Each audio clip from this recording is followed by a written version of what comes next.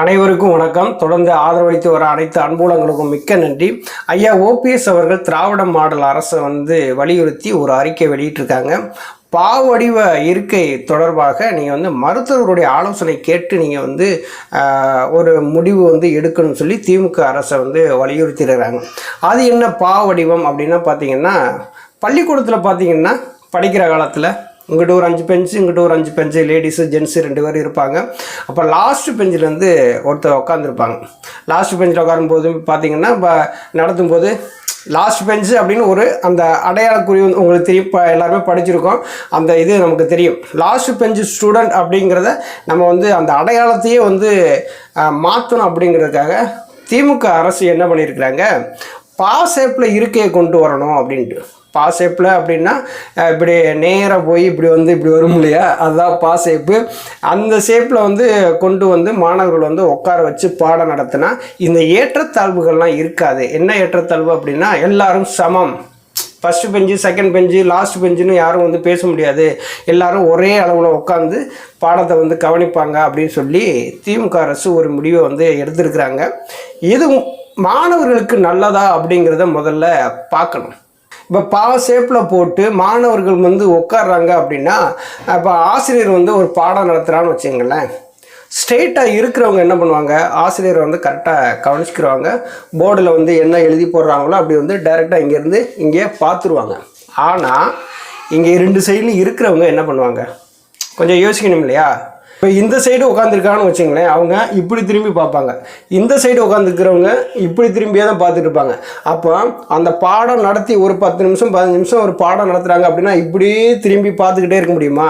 கழுத்து வலிக்காதா? கண்டிப்பாக வலிக்குமா வலிக்காதா? கொஞ்சம் யோசிச்சு பாருங்கள். ஒரு 5 நிமிஷம் இப்படி திரும்பி நீங்கள் பார்த்துக்கிட்டே இருந்தீங்கன்னு வச்சுங்களேன், கண்டிப்பாக கழுத்து வலிக்கும். அப்போ மாணவர்களுடைய நலன்கிறது எந்த மாதிரியான ஒரு முடிவுகளும் எடுக்கணும். இந்த ஐடியாலாம் எங்கே கிடைச்சதுன்னே தெரியல திராவிட மாடல் அரசுக்கு. அதான் கொஞ்சம் ஆச்சரியமாக இருக்குது. இப்படி ஒரு ஐடியா யார் கொடுத்துருப்பா?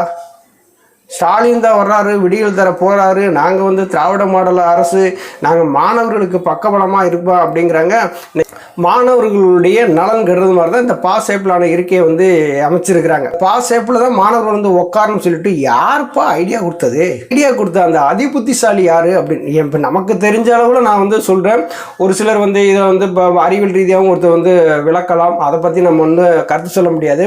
இருந்தாலும் நம்ம ஒரு சாதாரணமாக நம்மளும் பள்ளிக்கூடத்தில் படிச்சிருக்கோம். நம்மளும் ஃபஸ்ட்டு பெஞ்சு, செகண்ட் பெஞ்சு, லாஸ்ட் பெஞ்செலாம் உட்காந்து பார்த்துருக்குறோம்.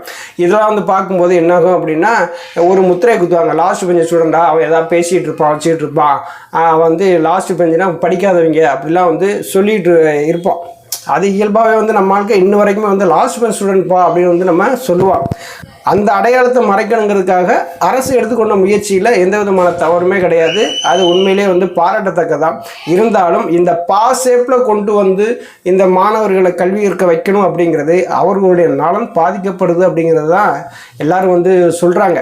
இப்போ ஷேப்பில் கொண்டு நீங்கள் பாடத்தை நடத்துகிறீங்க அப்படின்னு வச்சுங்களேன், இதை ஏன் நீங்கள் திரையரங்குகளில் வைக்கிறாங்க இல்லையா, ஸ்டெப் பை ஸ்டெப்பாக மேலே வைக்கிறாங்கல்ல, அதே மாதிரியான ஒரு இருக்கையை வச்சு மாணவர்களுக்கு சொல்லி கொடுத்தா எதுக்கு லாஸ்ட் பெஞ்சுன்னு ஒரு அடையாளம் வரப்போகுது?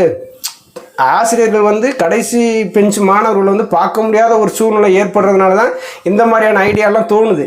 அவங்க கீழேருந்து மேலே இப்படி கொண்டு வந்துட்டா எப்படி லாஸ்ட் பெஞ்ச் ஸ்டூடெண்ட்டு பக்காவாக தெரிவாங்கல்ல, அவங்க படிக்கிறாங்களா படிக்கலான்னு சொல்லி ஆசிரியர்கள் கவனிப்பாங்கல்ல.